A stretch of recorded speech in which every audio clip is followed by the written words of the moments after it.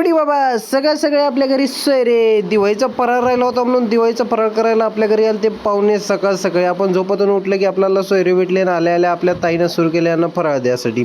सकाळी उठलो आणि आपल्या मागं कामं लागले. आले की आपल्याला ताईला ते न्यायचं होतं हातगावसाठी. हातगावला जायचं होतं, याला कपडे घ्यायचे होते. मामाचं गाव म्हणल्यावर मामाचा खिसा मोकळा केल्याशिवाय हे थोडी थांबणार आहेत. मग काय नाही, थोडंफार दुकानला आलो, दुकानचे थोडेफार कामं राहिले म्हणून कॉल केला आपल्याला. मग आलो, हे सगळं करून घेतल्यानंतर परत सरची गाडी होती आपल्याजवळ. सर म्हणले का बा जराशी गाडी आहे की नाही आपली चालून बघ कशी वाटते काय नाही. त्याच्या हिशोबानं तुया कसं वाटते काय नाही, त्याच्यामध्ये फीचर्स काय आहेत, अजून काही कमी जास्त करावं लागते का, मॉडिफिकेशन काही करावं लागते का. सरची गाडी एक नंबर आहे. सरनं मागच घेतलेली आपल्या ब्लॉगमध्ये तुम्ही बघले असाल. पण सर खूप दिवसानं आले ते. सरला स्पेशली भेटायसाठीच आपण हातगावला येणार होतो, पण सगळे कामं असल्यामुळे आपल्याला यायचं होतं. गाडीचे फीचर्स एवढे भारी वाटले, एवढी भारी गाडी आहे. सस्पेन्शन एक नंबर आहे गाडीमध्ये, एक नाही पेस खूप आहे. फॅमिलीसाठी एक नंबर गाडी आहे. गाडीचा काही विषय नाही. शॉर्ट बोलेरो म्हणतात थोडक्यात. आपल्याला जेवढं नाव माहिती आहे तेवढंच आपण म्हणतोय. गाडीचं एक नाही थोडी टेस्ट ड्राईव्ह घ्यावं म्हणलं होतं, कारण की खूप दिवस झाले गाडीत काय बसलो नव्हतो आणि गाडीचा काही टेस्ट ड्राईव्ह कोणत्या घेतला नव्हता. गाडी आपल्याला चालवायला लय भारी वाटते. नाद लागते गोष्टीचा कोण्या पण, आणि तो नाद म्हणजे आपल्याला फोर व्हीलरचा एक नंबर पैकी नाद म्हणजे नादच राहते. याच्यामध्ये आपलं काही कॉम्प्रोमाइज होत नसते भावांनो. आणि चालवायला जर भेटली तर काय आपण चान्सेस सोडतच नसतो.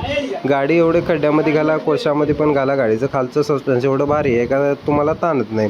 फॅमिलीसाठी एक नंबर. आणि पाच काही कामाचा विषय नाही. आणि सरची गाडी म्हणल्यावर काय आपल्या हातात म्हणल्यावर का बस रॉकेटच होणार आहे.